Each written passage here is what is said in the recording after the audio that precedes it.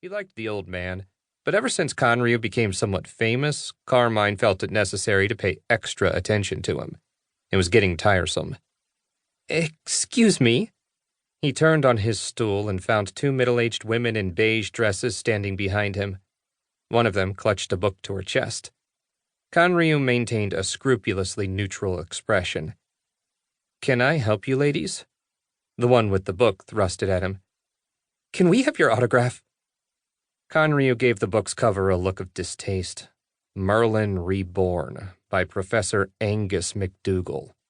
His unofficial biography. If he ever got a hold of Angus, he would beat him over the head with that stupid book. "Sure. Do you have a pen?"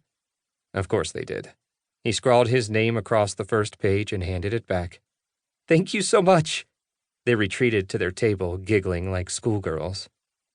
Conryu returned to his lunch and was halfway through the second slice when his cell rang.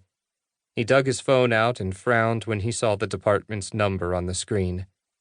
What did they want now? "Hello?" "Conryu," Mr. Kane said. "I was hoping we could have a chat. Are you free this afternoon?"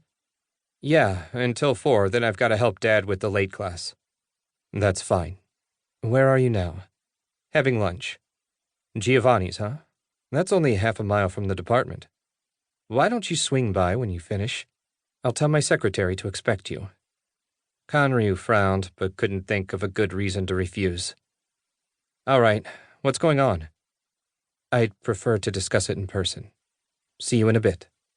Mr. Kane disconnected, and Conryu pocketed his phone. Wanting to discuss it in person generally meant secret and dangerous. At least they'd let him have a month of peace before finding him another job. Conryu took a bite, but the joy was gone. He devoured the rest of his food, wiped his hands and face, and stood up. "What do I owe you, Mr. Giovanni?" Carmine waved his hands. "Your money's no good here. I told you that a dozen times." "Okay, thanks. See you tomorrow." Conryu took his leave and turned toward the city center where his gut told him an unpleasant job awaited. Conryu pulled into the half-full department parking lot and eyed the building. 16 stories of stone, steel, and glass with an iron pentagram hanging from the front. If not for that little decoration, it wouldn't have drawn a second look. Pickups loaded with tools crowded around the main entrance. According to Mr. Kane, it would take another month to finish the repairs from their demon battle. They'd gotten the elevators working anyway. He flipped open the saddlebag holding Prime, and the Scolomantic flew out. The demon book had shaped a particularly scowling face this afternoon. "I feared I might suffocate in there," Prime said. "Do you even breathe? I can't imagine where your lungs are." "I admit I don't technically breathe, but that doesn't make it any more pleasant in your smelly saddlebag.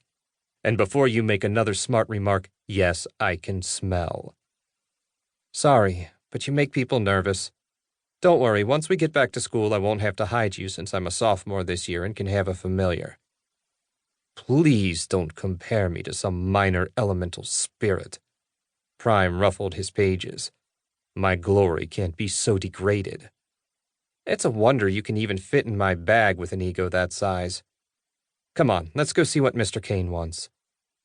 Prime flew along beside him as they walked toward the entrance. "Perhaps they found another container and need you to open it for them." "I hope so. A simple job like that and I'll be out of here in 10 minutes. "Will you join your females in their search for foot coverings?" Conryu winced at Prime's description. The Scolomantic still hadn't fully grasped his relationship with Kelsey and Maria. Sometimes Conryu didn't fully grasp it himself.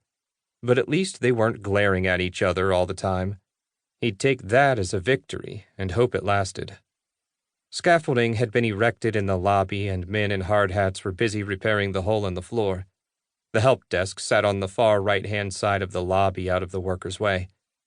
Conryu waved to the secretaries as he strode past.